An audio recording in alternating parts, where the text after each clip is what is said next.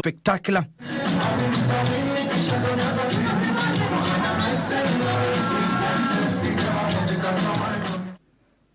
Here, Kenyans came in their numbers to experience the music extravaganza showcased by artists who performed with enthusiasm to match the fresh start. Fundamentally, what we aim to do as far as the New Year's celebration is concerned is to be part of the fabric of society and to usher in the new year and usher in new beginnings. I think it's a time of the year everyone's reflecting on the year that has been, making plans about the year that will be. And exactly at midnight, the night sky literally turned red. Here, fireworks were at display.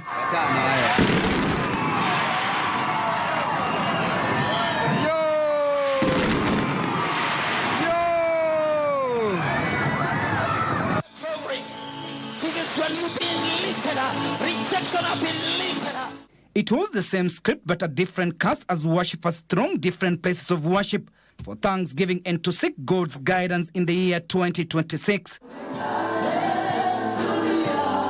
A section of religious leaders led by Stewards Revival Pentecostal Church Bishop Samuel Njiriri called for restraint among all Kenyans, particularly calling on politicians against dividing Kenyans along tribal lines ahead of 2027 general election.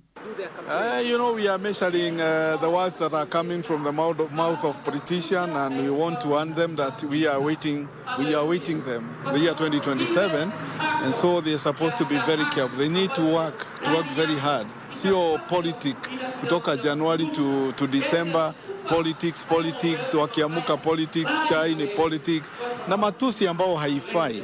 It is our collective responsibility to make sure we have peace in the land of Kenya. Peace is paramount to each and every one of us, be it politicians, be it businessmen, and everyone, even the church. And therefore my prayer is to call upon the citizens of Kenya to avoid petty and selfish politics.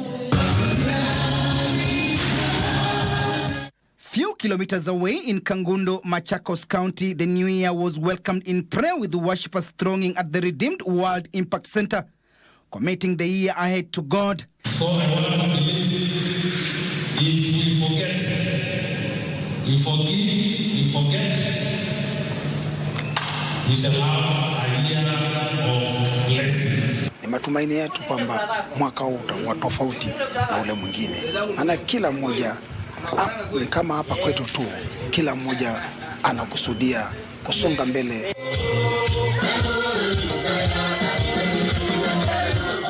In Kabarnet, Baringo County, residents converged at Kabon Gardens for a colorful midnight celebration marked by music, dance and fireworks. Wananchi wengi wanaishi katika hali ya umaskini katika eneo hili ya Baringo, na tunataka viongozi wetu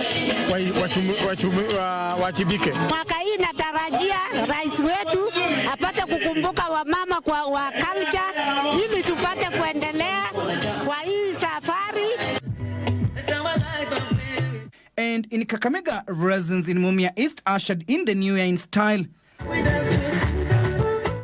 blending national celebrations of hope and unity with a vibrant display of local culture and talent.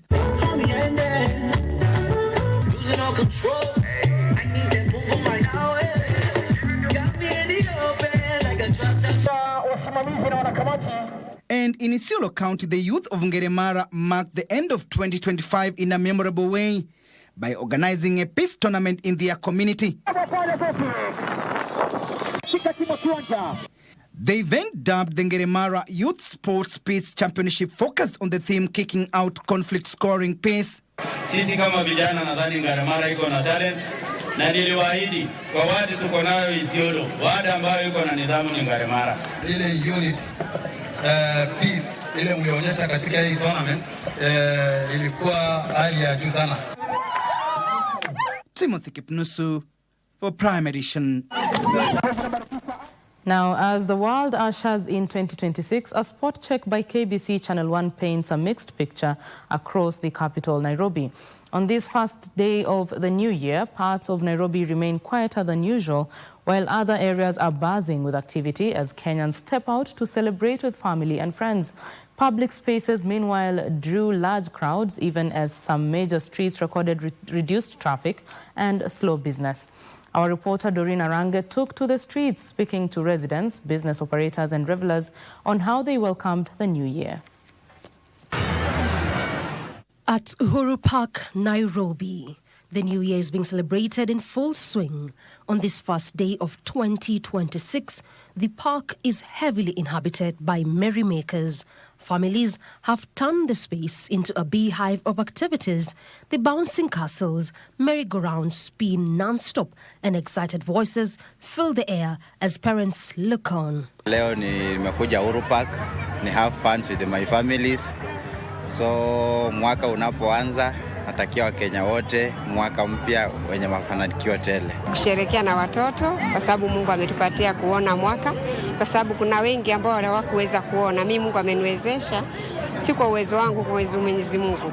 Na kwa sababu sikuweza kwenda nyumbani, lazima ningetoka na watoto at least nao wafurahie pamoja na watoto wengine, tuone watu wengine nao wakifurahia pamoja, kwa sababu Mungu ametupatia ushindi wa kuona mwaka mpya.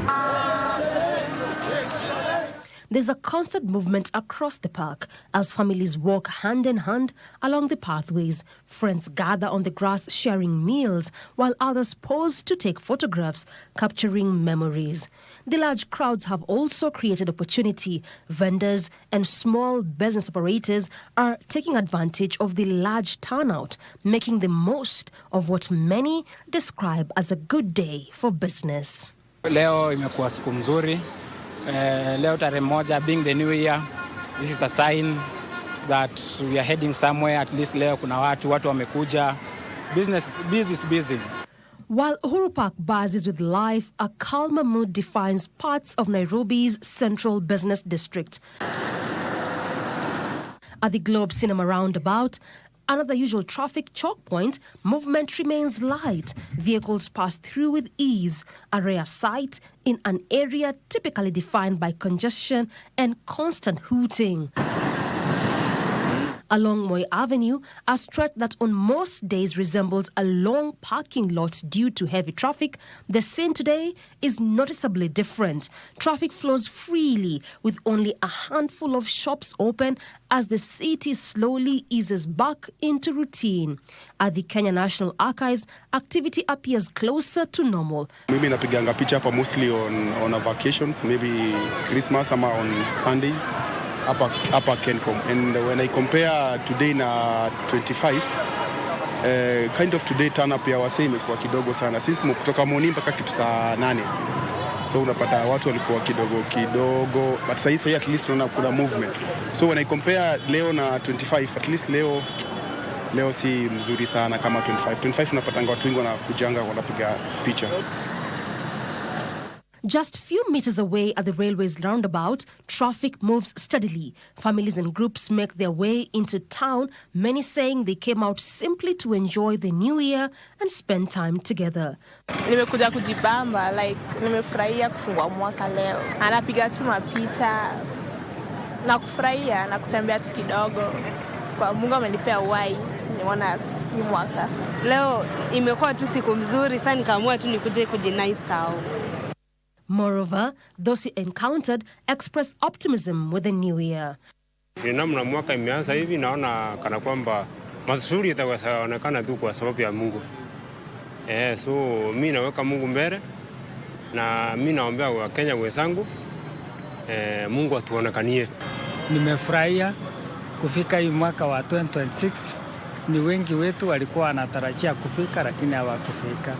Tumemaliza hiyo mwaka kama ilikuwa na majaribu, lakini imepita. Watu wetu walikufa wengi kama jinsi. Unaona tuko na huzuni, lakini kwa hii mwaka tunaomba mazuri. Mungu atufungulie njia, Mungu atubariki vizuri, mwaka ikuwe salama, tufurahie, tusikuwe na huzuni kama hapa nyuma mahali tumetoka. From lively celebrations at Uhuru Park to quieter streets in parts of the city centre, Nairobi begins 2026 with a blend of joy, reflection and optimism. Activity is expected to build up in the coming days as the city settles into the new year. Doreen Arange for Prime Edition. And thousands of Kenyans thronged the Nairobi National Park on Thursday to mark the New Year festivities in style. For most of them, including 94-year-old Andrew Kungu, who was here with his grandchildren, the park offered a refreshing and serene environment, far from the usual chaotic scenes of the city. The park management provided bus services at subsidized rates to enable Kenyans navigate the park with ease. The Nairobi National Park was once again a beehive of activity on Thursday. Kenyans from all walks of life, the young and the old, arrived in droves just to have the feeling of the beautiful, natural and refreshing scenery of the wild. I have come to see the animal orphanage. It was so fun. I saw the lion and I enjoyed. When I see the lion, it was fun. Even the monkey. Nimefurahishwa na hii area. Tumeona minyama na ingawa hatujaona elephant. We've seen a number of people who are coming mainly to take very beautiful images for their memories, where they are capturing the park, and at the background we have the Nairobi city. Mzee Andrew Kungu is 94 years old. His legs might have failed him, but not even that could stop him from treating his grandchildren to the magical scenes of the only world's national park in the city. The park management allowed him to access the park for free. Waangalie wanyama, alafu ndia niambie hawa hii mnyama anaitwa jina fulani nyamna hiyo. Geoffrey Kinoti, a businessman who runs a hardware in Meru, was also here with his entire members of staff. We are here as a staff of Kinoti GK Kenya Limited, which is in Nkobo, Meru County. We are here in orphanage so that we can learn more about the animals. And actually we have brought our staff here so that we can appreciate the good work that they have done in 2025. My experience here at the Nairobi Orphanage has been amazing.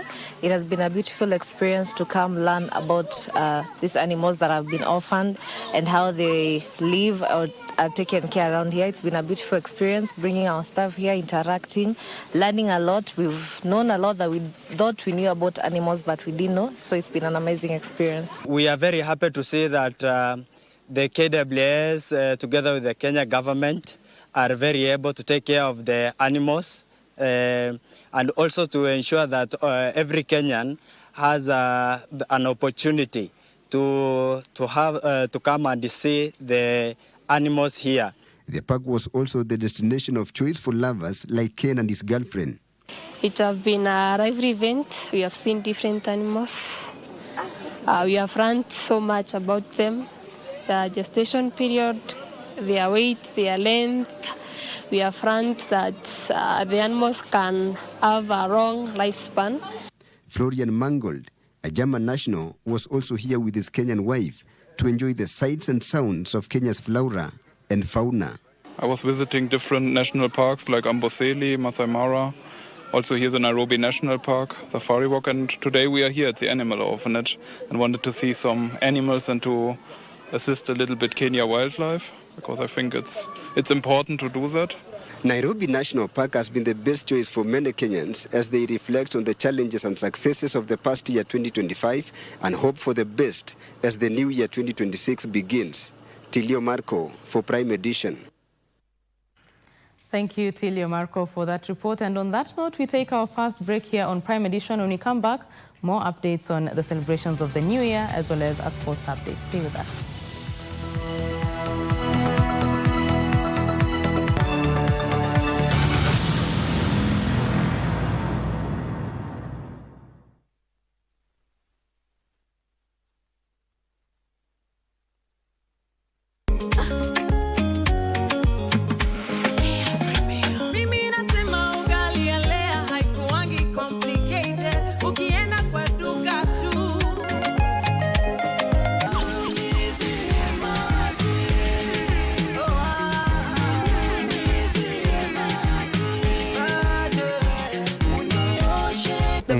Hebrews tells us that write the vision down, even though it tarries, it will surely come to pass.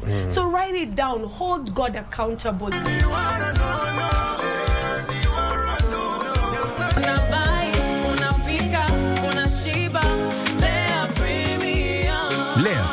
flour, nurturing the world.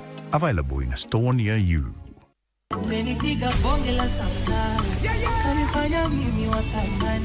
When life's burdens try to speak louder than destiny, God still moves and releases light. My name is Grasha Maingi, your host, and I'm here to invite you to Angaza, the gospel show, where God's light meets your story. When you are thinking of getting married, you should always look for those characteristics that are spiritual. Every Saturday, 5 to 6 p.m., we bring you testimonies that heal. It's only because God has taken me through the depths of the word that I'm still standing. Conversations that ignite faith and hope that refuses to die. Music with vibe to uplift your spirit. Join me, DJ Andy C, the Gospel Street King, to unite ndani ya Christ. Tune in to KBC Channel 1, where light meets life.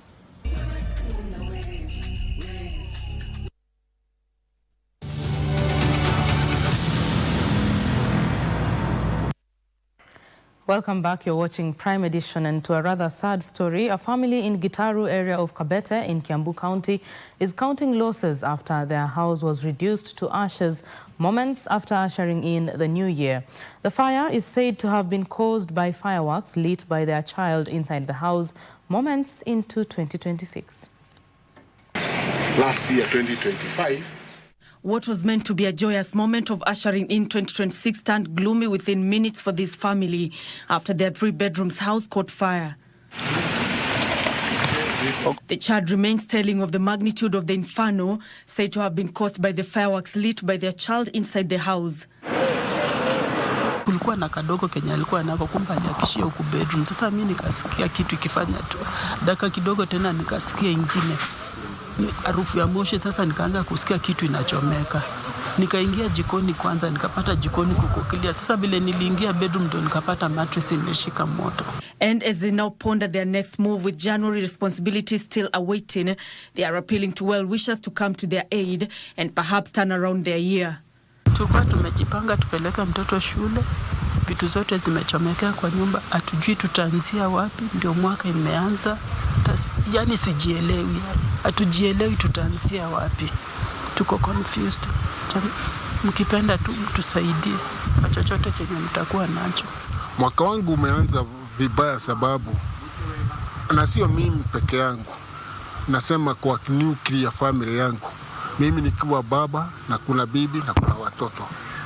Umeanza vibaya sababu hakuna mtu akona kitu hata kidogo. Following the incident, Gitaru Location Senior Chief James Gitau has called on relevant authorities to regulate fireworks business to avert similar occurrences in the future. I think it's recommendable that the fireworks should be removed from the shelves so that we avoid children continuing buying them and maybe trying to do whatever they didn't do as far as they didn't buy those fireworks. They can go maybe start experimenting. Investigations into the incident have commenced. Nancy Okware, Prime Edition. And in the coast region, Mombasa residents, domestic tourists and international visitors ushered in the new year 2026 in grand style, thronging beaches, entertainment venues and churches across the coastal city on Tuesday night. In the neighboring Kilifi County, leaders led by Governor Gideon Mungaro graced a local concert dubbed Rising Star Finals, which was occasioned by pomp, color and electrifying performances.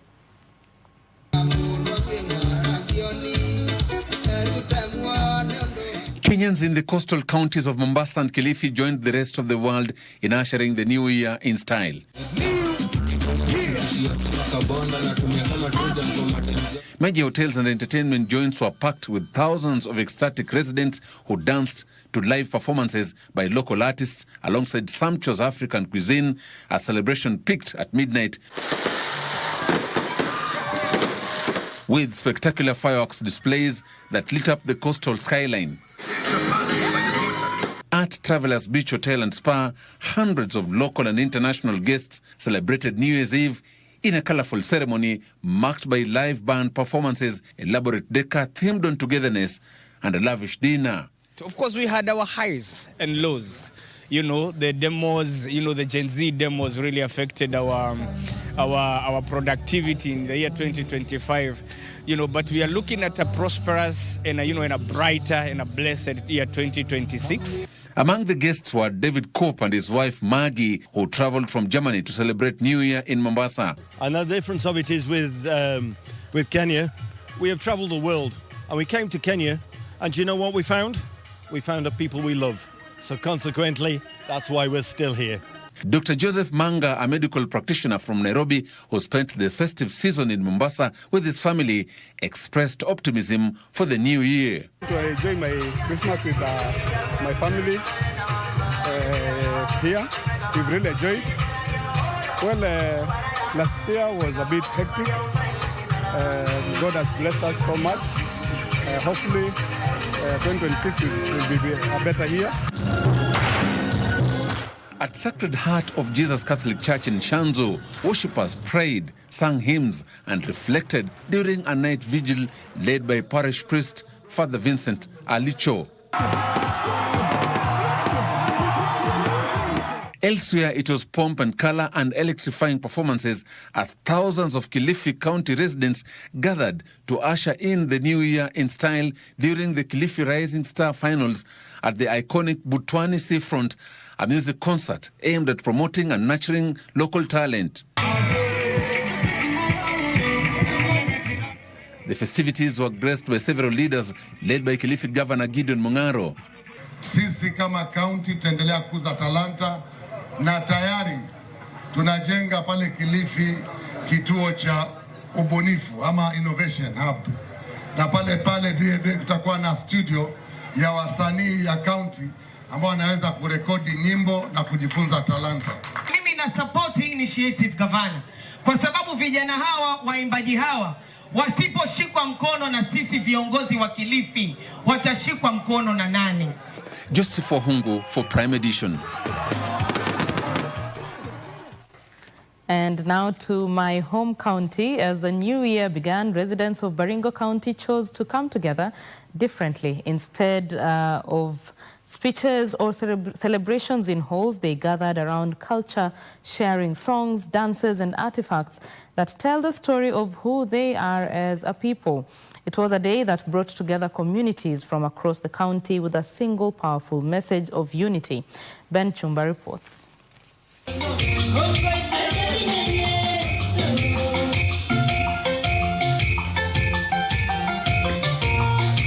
This is Carbon Gardens in Cabernet on the first day of 2026. It is not how Baringo is usually seen, not the stories about conflict or fear. Today, it's different. This is a day that we will never forget.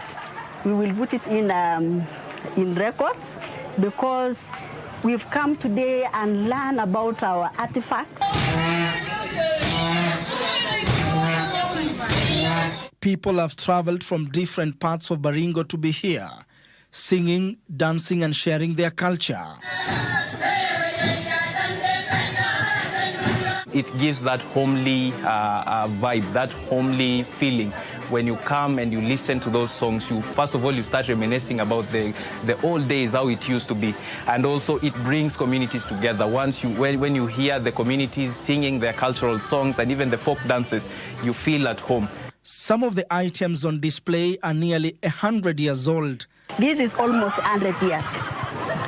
Na imetumika na inajulikana, we cannot wash this, inapanguzwa na unga. We also have this one ya wageni. Naona ni kubwa sana, inatosha kila mtu. Now we have the hot traditional bowl. Hii inaitwa ketube. Pia hii imekaa sana. Hii ilikuwa inatumika kukulia naye soup, lunch, uji, kila kitu. Na sana ilikuwa ya baba, haikuwa ya kila mtu. These items were used by their ancestors in daily life for cooking, serving food and teaching respect within families. This is muget. Ilikuwa inatumika kuserve milk si jack ya leo. This is a traditional hot pot. Naitwa kerebet. Inawekwa ugali and inakaa for almost 24 hours. Na hii inakuanga na varieties. Kuna ya baba, kuna ya mama na kuna ya watoto. Now this is kisere. Kisere ni sasa ni traditional tray. Inawekwa ugali, kila mtu anakatiwa yake hivi mpaka ya wageni. The gathering brings together different communities, the Tugen, Pokot, Ilchamus and Nubian. Most of our youths nowadays are losing our cultures, and we decided that we want to bring them together so that we can celebrate in this festivity. We can celebrate with them, and also it is not limited only to the Tugen, but also we are integrating other communities from Baringo County.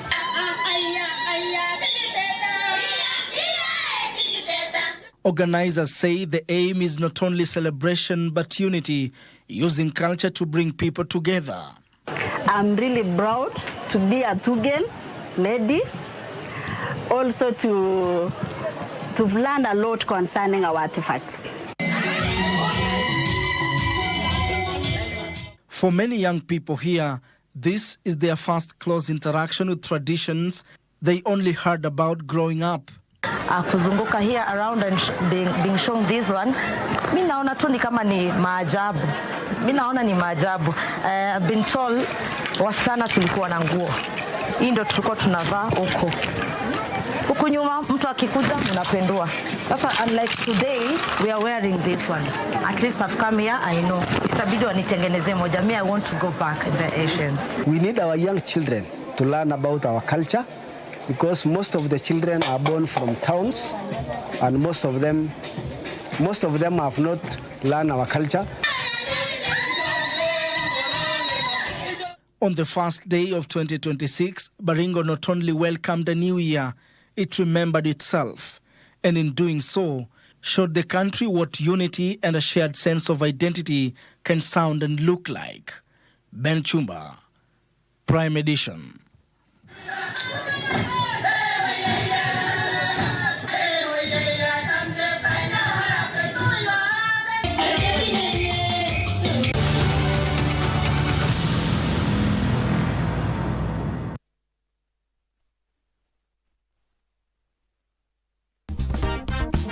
Why is it that we are unable to follow through with this resolution throughout the 12 months of the year? Nobody wants to get to a new year without something. Exactly. Okay, so the motivation most of the time is very emotional compared to structural or systemic. All right. So if you make decisions based on emotions, then you're not likely to follow through. You're likely to pick up, identify, maybe write down, and then leave at some point because emotions keep changing. Of course, and the excitement, you know, it comes down. Adrenaline inashuka. The human being moves forward. We don't walk backwards. We walk forward. Yeah? And in so walking forward should all our items be in our life. We need to choose positive outcomes because the negatives will come. Yes. Yeah. Whatever is within my control is what I focus on. What is out of my control, I let go of it. Choose your celebration. This year, your jingle, whatever it is for 2026. And every time it happens, celebrate. Celebrate it. You're human. Hauzuii kwa mja siku zote, riziki ataipata peke yake. Hata kama ni kwa dhiki, Mungu atampa.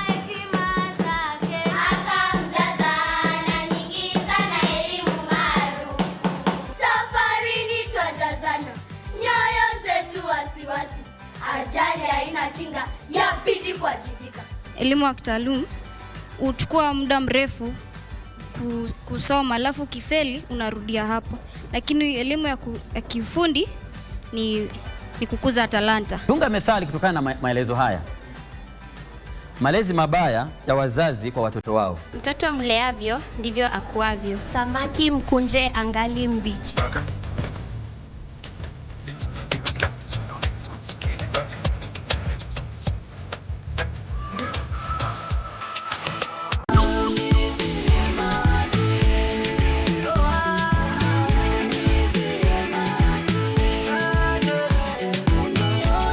The book of Hebrews tells us that write the vision down. Even though it tarries, it will surely come to pass. So write it down. Hold God accountable. So as we enter this year, we said we are entering with thanksgiving, talking about the goodness of God. Give me what I want, you give me what I need. Isaiah 43 verse 18 to 20 that has told us, forget those former things. See, behold, I will do a new thing. I am doing it. Can't you say it? That is what the Lord is telling you.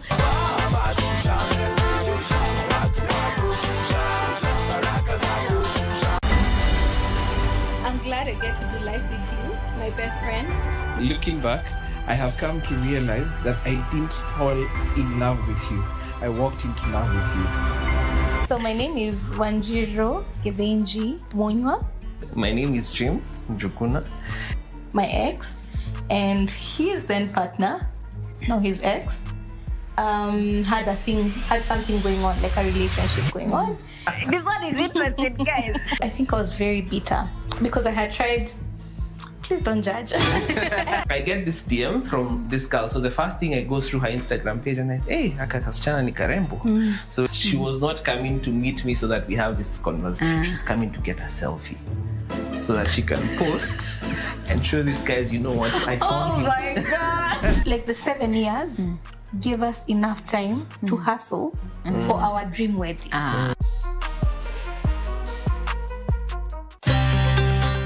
Want to enjoy free-to-air digital TV with crystal clear quality? Here's how to get started with Signet. Step 1. If you have a smart TV, you're good to go. Next, connect the aerial to your TV. Now, do an auto search on your TV. Just follow the prompts on the screen. And that's it. You're now tuned in to Signet. Sit back and enjoy a wide range of free-to-air digital channels. For technical inquiries, call the Signet hotline on 0770 5.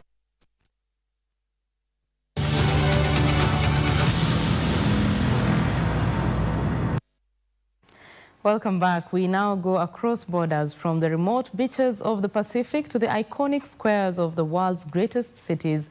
The world has once again spun its way into a new year. 2026 arrived in a wave of light, sound, and celebrations sweeping across the globe from east to west.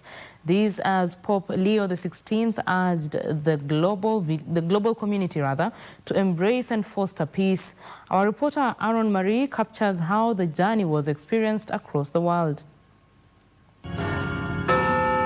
It began here.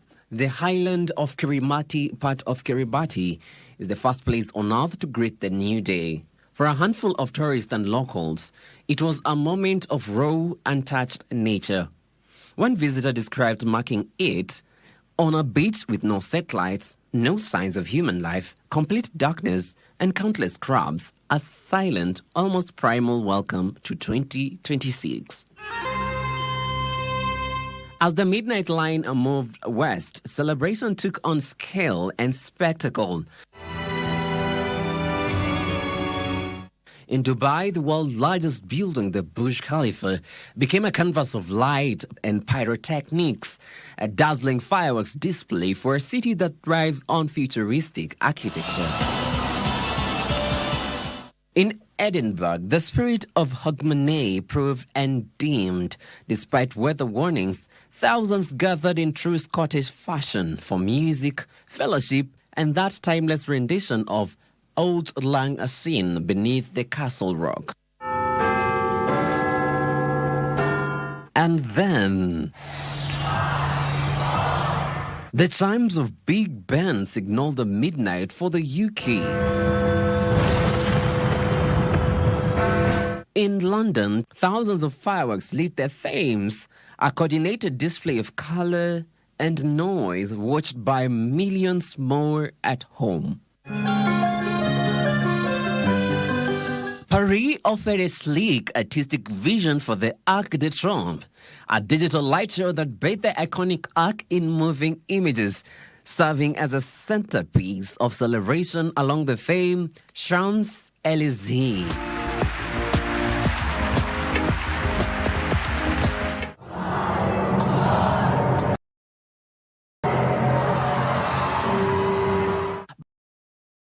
are as symbolic as the ball drop in the an estimated 1 million people braving the together amid a blizzard of confetti, a global broadcast of sheer unadulterated joy. From the ports of Rotterdam in Netherlands to cities across the Americas, the patterns repeated, flashes of light in the darkness, collective cheers, hugs and hopes. Avrà inizio la celebrazione dei primi vespri. Amid the celebration, a call for reflection, the world newest Pontiff Pope Leo XIV, in his first New Year's message, struck a note of solemn hope. He urged gratitude for the past and entrusted the future to divine mercy. His central theme for 2026, peace, not merely as an absence of war, but as an unarmed and disarming, active force to break down barriers and heal divisions, a counterpoint to the night's festivities and a challenge for the year ahead. To maintain an atmosphere of recollection and prayer, let us accompany the entrance of the procession and the Holy Father. And so the wave continued, finally washing over the last remote highland of the Pacific, from the first solitary crab on Kiribati Beach to the final fireworks in Polynesia. The world once again has turned the page. The year 2026.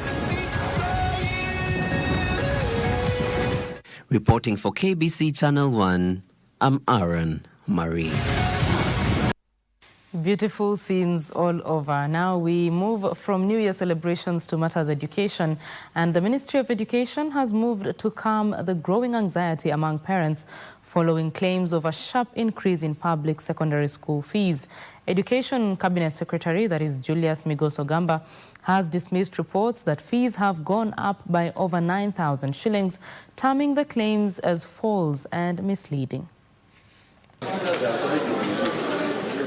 As schools prepare to open for the new academic year next week, the Ministry of Education says learning will proceed without additional financial burden on parents.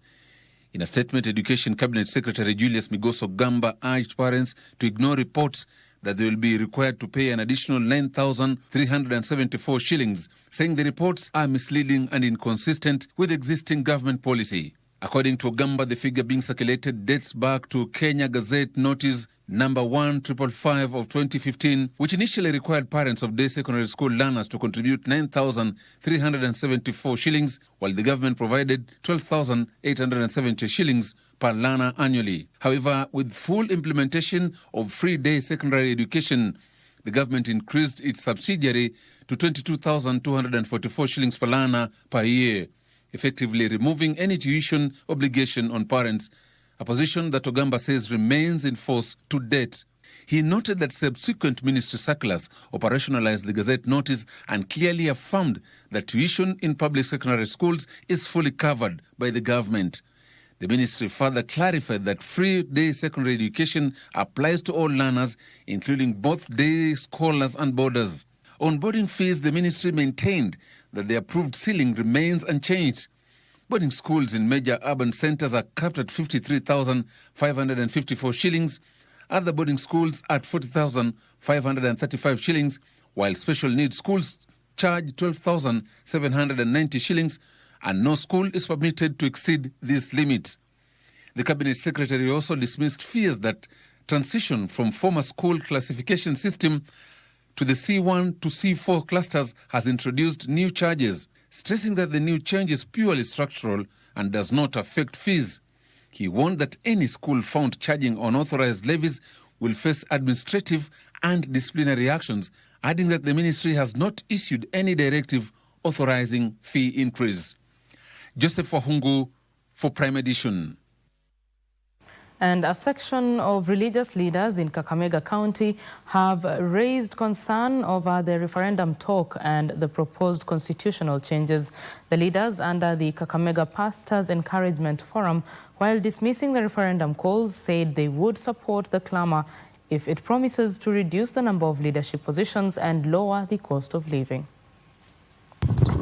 The debate on the constitutional changes is taking shape every other day, with now a section of the clergy opposing the push. A coalition of religious leaders from Kakamega County under the Kakamega Pastors Encouragement Forum say they will only support constitutional amendments that reduce the number of leadership positions, as well as that proposes lowering the cost of living. Ni kwamba kama kuna mabadiliko yoyote yatafanyika katika constitution ya Kenya, afadhali tufanye mabadiliko ya kupunguza vyeo, kwa sababu kitu kinachofanya nchi inakulika sana na madeni inakopwa sana ni kwa sababu kuna vyeo vingi sana ambavyo vinahimiza ufisadi mwingi sana. The bill violates Article 32 of the Constitution of freedom of worship because it curtails people to have the ability to worship freely, whereby, for example, they are asking you that if you want to win somebody to the Lord, you need a permission. The coalition warned that holding a referendum along the 2027 general election could cause confusion and political tension. This is as Malava Member of Parliament David Ndakwa assured residents that he will actively involve the community, especially persons living with disabilities, if the proposed referendum sees the light of the day. Mimi kama kiongozi nitakucha nikae nao, sitachifanya najua mahitaji yao. Nitakucha ni seek public opinion kutoka walemavu wa Malava, waniambie ya kwamba mheshimiwa, kwa sababu hii ni sheria inaenda kutengenezwa, tunakupatia hii mahitaji yetu, upelekea watatisi na wale wachanganusi wa kuangalia sheria ili niletei kwa mesa, nichangie kwa bunge, kwa hiyo katiba wa mlemavu wa Malava wapate kufaidika. Noelongeso for Prime Edition.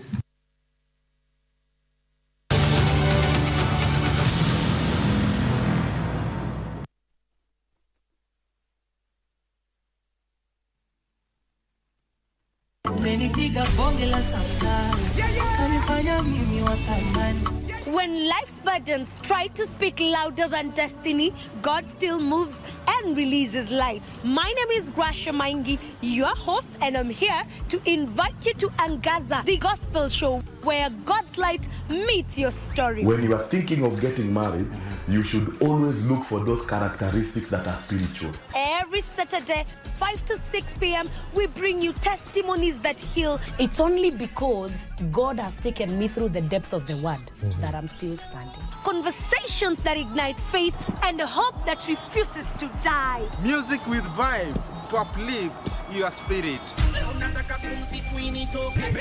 Join me, DJ Andy C, the Gospel Street King, to Genize ndani ya Christ. Tune in to KBC Channel 1, where light meets life.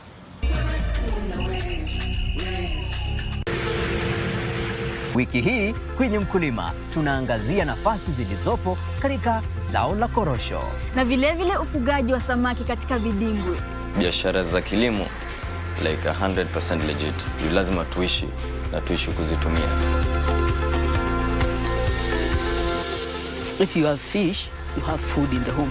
And the bottom line is here is you have to have food in the home and not just food, nutrition value. Ungana nasi Jumamosi saa 10:30 hapa KBC Channel 1 kwa mseto kamili wa kilimo.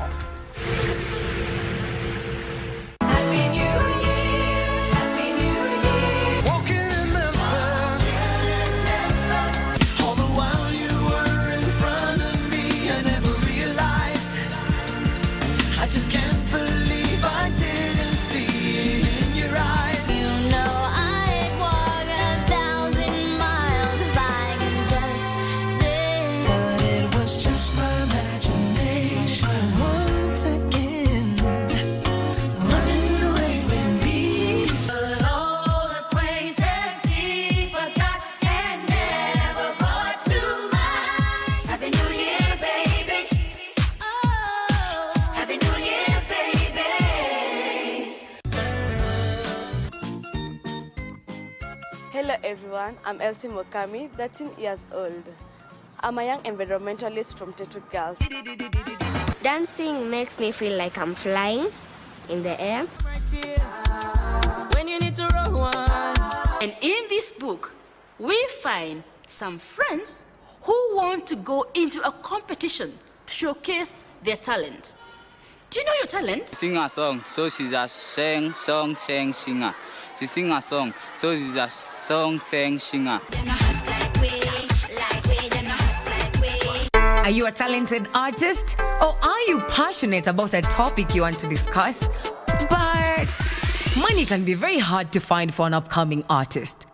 Don't worry, Studio Mashinani has got your back. Sign up on ajira.co.ke to book a session with our music and video producers across the country. Work on your music, jingles, spoken words, and even podcasts to realize your dream. All for free. Studio Mashinani, Radani Talent. Differently. A world record holder in Paralympics, an icon and a mentor. I'm happy to I struggled so that many other people people with disability can be able to benefit. We are not yet there, lakini what I can say, we are somewhere. Things are changing. They cannot happen overnight, but I thank God things are happening. We are on the right direction. Sylvia's world changed in a single moment when she finally came to know the diagnosis. Embrace disability, mtupende, pende watoto wetu, juu cerebral palsy si contagious, haikushiki, haishikanishani. Differently.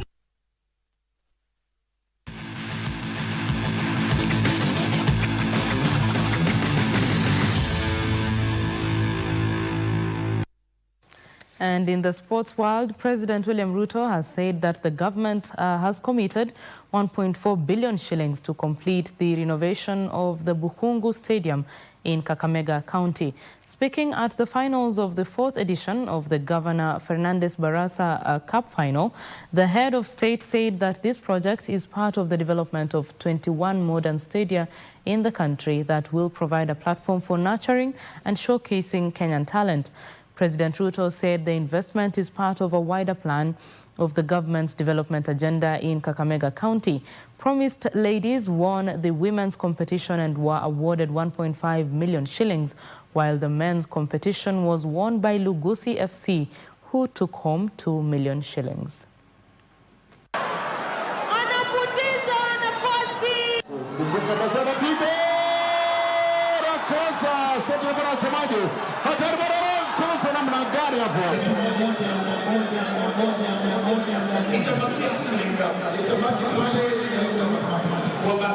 This is the last time tunacheza mpira katika kiwanja ambayo haina canopy, ambayo haijamalizika.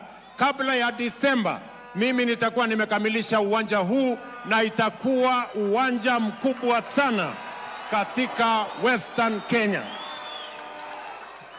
Nyinyi mnanielewa? This will be a 25,000-seater stadium, the largest in Western Kenya. Inashinda ile ya Bungoma, inashinda ile ya Homa Bay, inashinda ya Kisumu, inashinda ya Eldoret. Hii ya Kakamega ndio itakuwa the largest stadium in Western Kenya. Nyinyi mnanielewa? Na tayari nimempatia ilani yule contractor. Nimemwambia asipotengeneza hii haraka haraka, mimi nitamwambia aende atafute kazi nyingine. Tunaelewana? Kwa hivyo, I have committed 1.4 billion shillings to complete this stadium, and it is going to be complete before December this year. Promised Ladies walichukua zawadi ya 1.5 million wakiwa ndio number 1 category ya women ladies. Wanalugusi FC wanapokea hundi ya 2 million shillings. Na kisha pia watakabidhiwa zawadi rasmi. Trophy inaenda kwao Wanalugusi FC. Makofi mazuri. And the National Olympic Committee of Kenya, NOC President Shadrack Maluki, has renewed calls for sustained investment in grassroots sports, urging sports federations, county governments and elected leaders to prioritize community-level competitions as a pathway to nurturing Kenya's future sporting stars. Maluki was speaking during the 23rd edition of the Nguna Cup Finals held at Migwani Boys High School in Mwingi West Constituency, Kitui County. As Kenyans joined other African nations in ushering in the new year, National Olympic Committee of Kenya and other sports enthusiasts converged at Migwani Boys High School in Mwingi West Constituency, Kitui County for the 23rd edition of Nguna Cup. NOC President Shadrach Maluki emphasized that structured local tournaments play a vital role in talent identification and development, noting that many elite athletes begin their journeys at the grassroots level. Going to develop a more elaborate program where we are going now to encompass all other disciplines, grow them, and ensure that, because I've already set the space, CNN has set the space, so it is us to come in and fit in that space he has created and bring more disciplines in this area and grow them together. The annual tournament once again lived up to its reputation, delivering thrilling finals that showcased emerging football talent from the region. It keeps on improving. From last year, tumeona watu wameongezeka, na hii mwaka tumeshuhudia 156 teams ambazo zimecompete. There are some scouts, and I hope there are some few individual players that they will achieve and become a professional football player like us. Zinatukuza. To motivate. If you are having such a goal and you are seeing someone from within doing such a thing that you are dreaming about, that gives you an extra energy and support. In the women's final, Kairungu Starlets reclaimed the Nguna Cup title, the last one in 2022, after edging out Nguni Sirens 1-0 in a closely contested match. The men's final saw the Tani FC make history by clinching their maiden Nguna Cup title with a narrow 1-0 victory over Musuani Shooters. Frederick Mwoki for Prime Edition. To continental football now, defending champions Cote d'Ivoire came from 2 goals down to beat Gabon 3-2 in a dramatic Group F finale at the Total Energies CAF Africa Cup of Nations Morocco 2025, claiming top spot in the group. The Elephants now advance to face Burkina Faso in the round of 16. Meanwhile, Cameroon claimed a 2-1 win over Mozambique. The injuries as well.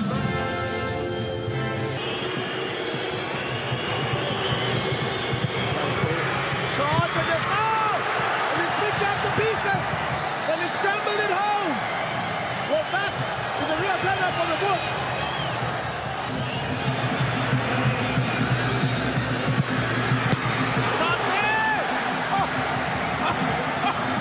What is happening here? Wow! Right, that's a good pass.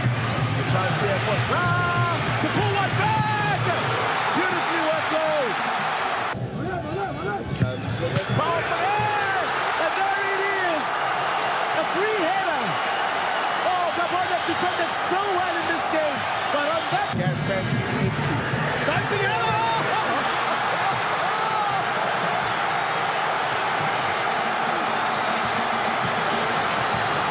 It's the teenager. Basumana Toure.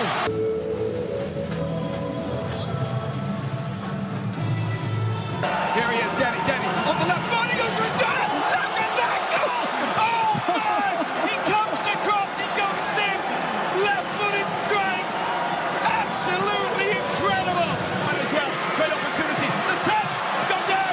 Oh, it's in the back of the net, that's the goal! Oh, stopped on the line! Oh, it's been kicked in, and an own goal has been scored by Mere.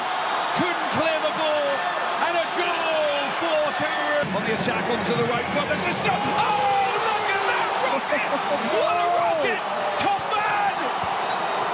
Coffin time! Gone past the 4-minute mark.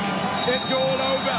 Cameroon take 3 points here against Mozambique.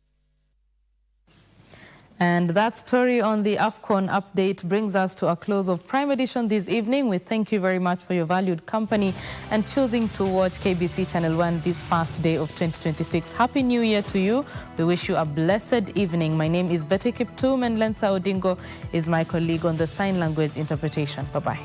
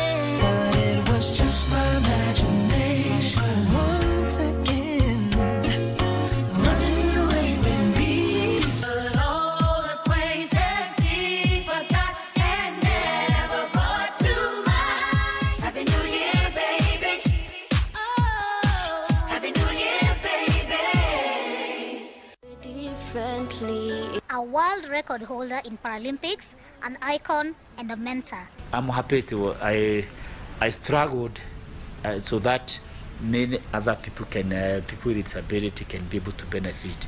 We are not yet there, lakini what I can say, we are somewhere. Things are changing. They cannot happen overnight, but I thank God things are happening. We are on the right direction. Sylvia's world changed in a single moment when she finally came to know the diagnosis. Embrace disability, mtupende, pende watoto wetu, juu cerebral palsy si contagious, haikushiki, haishikanishani. Differently.